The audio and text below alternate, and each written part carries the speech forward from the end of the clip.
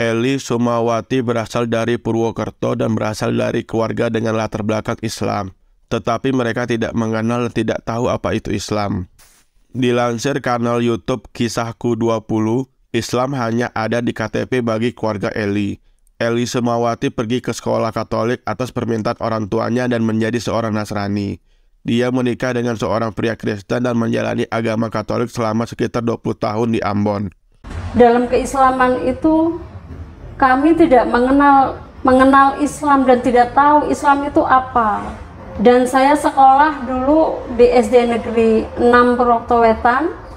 Lalu saya sekolah SMP dan SMA di sekolah Katolik itu juga atas permintaan orang tua. Terus nah sejak saat itu saya kegiatan-kegiatan itu mulai dengan agama Nasrani. Dan saya jujur saja, selama saya jadi orang Islam itu saya nggak pernah menjalankan syariat Islam, nggak ngerti sholat yang wajib itu gimana, terus puasa untuk apa, terus kita sholat itu tujuannya bagaimana, untuk apa, kita belum ngerti dan sama sekali nggak ngerti. Jadi dengan latar belakang itu saya meyakini dan saya percaya diri bahwa saya memutuskan menjalani dengan tekun agama Kristen itu. Dan saya mulai sedikit-sedikit ke gereja, ngikutin. Kebetulan juga saya ketemu jodoh juga orang Kristen. Terus kita nikah ke gereja, ya nikah gereja juga gitu. Akhirnya saya betul-betul memutuskan seorang Nasrani pada saat itu. Karena betul-betul di dalam hati saya, jiwa saya nggak menyukai, saya nggak suka dan saya jauh, tidak mengenal tentang Islam, apalagi Allah. Dan pada saat itu memang keluarga nggak ada masalah karena mereka pikir ya memang agama semua sama.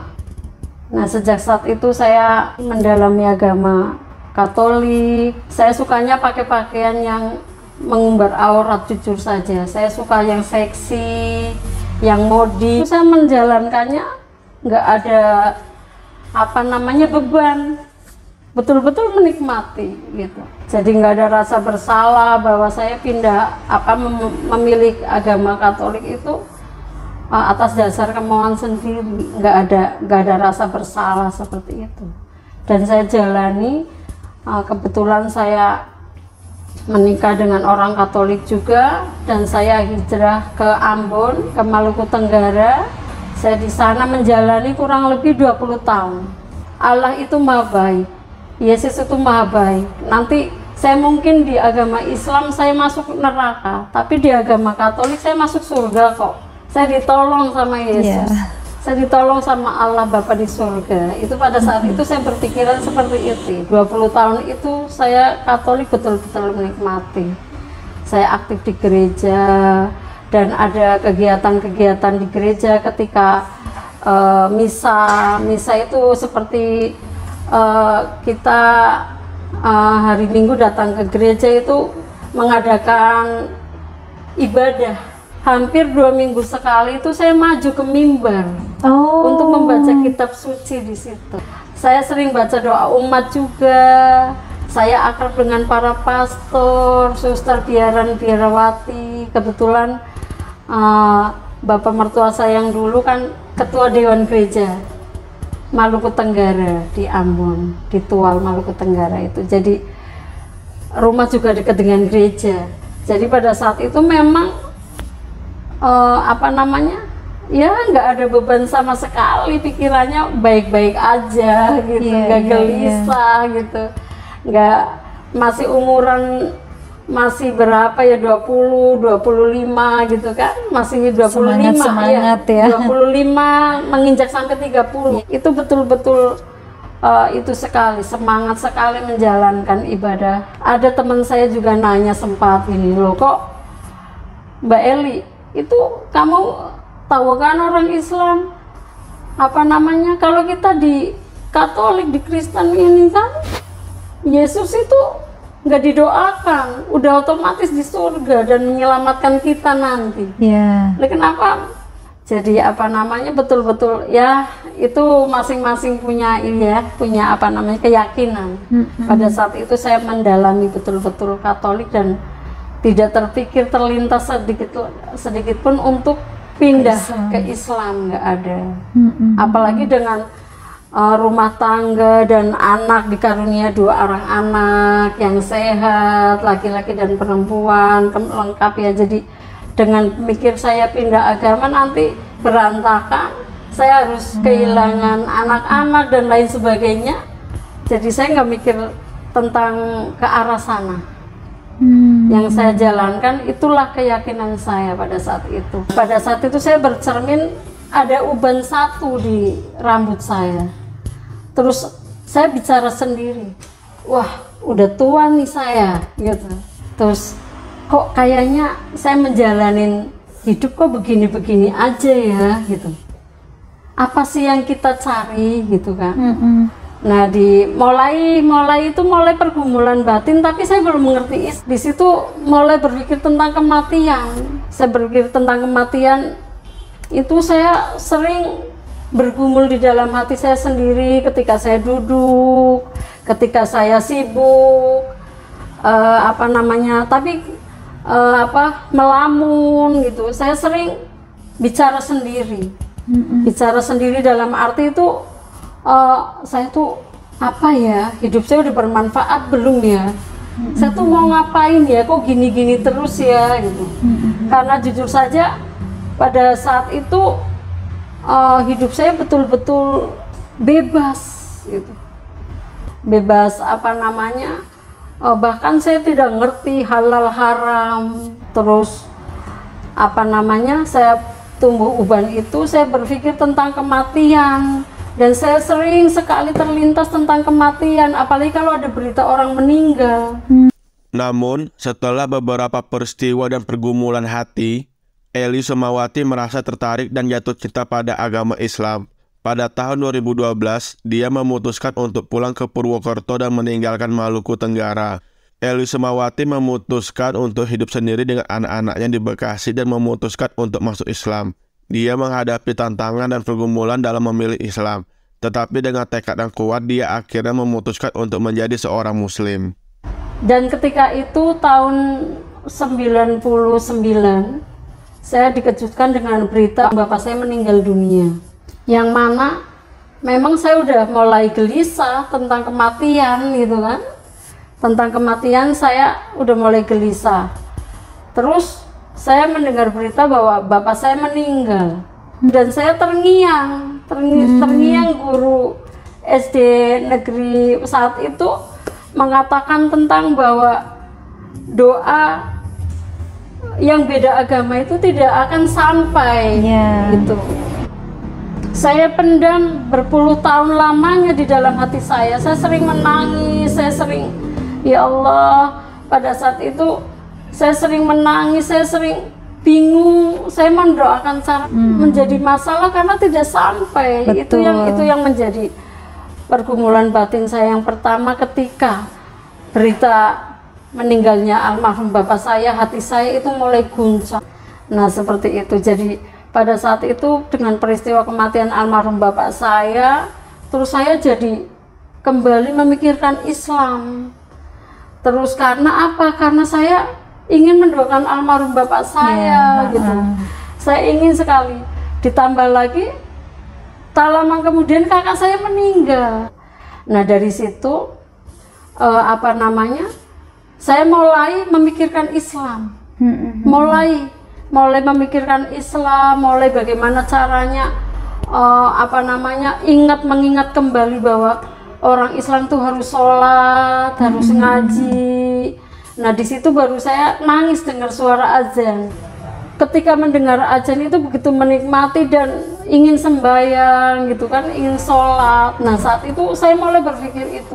Terus akhirnya saya memutuskan untuk kembali ke Purwokerto, ke Jawa. Saya memutuskan untuk kembali ke Purwokerto itu tahun 2012. anak saya Veronica masih baru masuk SMP kelas 1, baru lulus SD, baru masuk belum berapa bulan, baru daftar. Saya memutuskan tahun 2012 itu meninggalkan Maluku Tenggara itu, dan disitulah ujian terbesar saya. Saya harus memilih apakah suami dan anak-anak serta harta saya, atau saya memilih agama Islam. Iya, akhirnya saya memutuskan saya untuk pulang ke orang tua tanpa membawa apa-apa, karena di dalam hati saya sudah yakin bahwa saya sudah mulai tertarik dan jatuh cinta kepada agama Islam, yang mana saya ingin mendalaminya dan ingin cari jalan bagaimana saya bisa untuk mendapatkan hidayah atau apalah itu yang membuat saya itu kembali ke Islam, istilahnya seperti itu. Dan saya mulai terngiang-ngiang, pernah saya mendengar suara takbir pas hari raya, saya menangis karena untuk ke situ tuh saya belum bisa. Padahal saya sudah pulang ke Purwokerto, sudah ke orang tua, tapi saya nggak bisa untuk syahadat gitu kan. Akhirnya saya memutuskan hijrah ke Bekasi. 3 bulan saya tinggal sama kakak ipar saya, dan saya memutuskan hidup sendiri dengan anak-anak. Saya ngontrak di Bekasi, di sebuah tempat yang sederhana sekali. Saya sengaja membawa anak-anak ke situ. Di situ tahun 2013, nah 2012-nya saya masih ke gereja nih, tapi 2013-nya udah saya sama sekali nggak pernah ke gereja lagi. Hanya anak-anak saya itu suka ngajak, "Bunda, kita ke gereja." Ya, anak-anak kalian ke gereja aja, Bunda di rumah aja gitu. Karena untuk menceritakan itu, Veronica masih SMP pada saat itu. Nah, setelah itu tahun 2013 saya sama sekali nggak ke gereja, hanya anak-anak saya saja. Dan di situ saya mulai memberanikan diri curhat ke Veronica. Di suatu malam itu sekitar jam 10 malam, adiknya udah tidur, saya mengungkapkan bahwa saya ingin masuk Islam dan meninggal dalam keadaan Islam. Itu saat itu memang Vero tuh terkejut dan marah mukanya. Kok Bunda kayak gitu sih? Bunda nggak sayang ya sama kakak ya gitu. Terus Bunda, saya peluk dia dan saya katakan bahwa Bunda sudah rindu, sudah lama sekali Bunda pendam dan nggak ada yang tahu. Itu saya mulai menghadirkan Allah dalam hati saya. Saya sering menangis, ya Allah, sampai kapan saya seperti ini ya Allah. Saya sering menangis. Saya ingin masuk Islam ya Allah, tolong tunjukkan jalan kepada saya ya Allah. Itu betul-betul terjadi. Tapi ketika pergumulan itu, anak-anak nggak ada di rumah, mereka sekolah. Dan mereka itu karena udah agak jauh sama saya, ketika pulang sekolah mereka sering main ke rumah tetangga, ke kontrakan teman sekolah, seperti itu. Di situ banyak sekali peristiwa terjadi. Saya sering nangis, saya menghadirkan Allah. Saya duduk di depan sendiri, saya melihat langit. Saya pun bicara sendiri, ya Allah, tolong saya ya Allah. Saya hanya ingin jadi orang baik ya Allah. Saya ingin bertobat ya Allah. Itu saya katakan itu. Saya minta sama Allah. Itu saya panggil Allah terus menerus. Ya Allah, ya Allah. Itu saya hadirkan Allah dalam hati saya. Setelah itu saya masuk ke rumah dan saya nonton televisi sendiri saat itu. itu saya melihat banyak sekali itu orang naik haji ya di Mekah, di depan Ka'bah itu berkeliling seperti semut, banyak sekali. Padahal saya duduk seperti ini, tapi tiba-tiba saya refleks. Saya megang televisi itu. Saya bilang, ya Allah, banyak sekali orang di muka bumi ini, ya Allah. Berbondong-bondong mencari ridho-Mu, ya Allah. Kenapa nggak ada saya di antara mereka, ya Allah? Saya nangis. Setelah itu, saya lemas. Saya terguling di lantai, nggak ada yang tahu. Jatuh. Hanya Allah. Saya nonton televisi lagi, ada pengajian Mama Dede sama ibu-ibu di situ. Saya nangis lagi yang sama, ya Allah.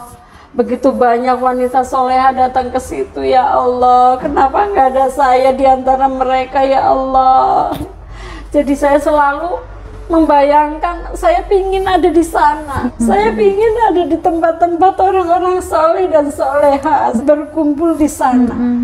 Itu betul-betul, ya Allah. Saya hadirkan Allah terus menerus. Saya memanggilnya terus, walaupun saya sadar saat itu saya belum Islam, tapi saya memanggilnya.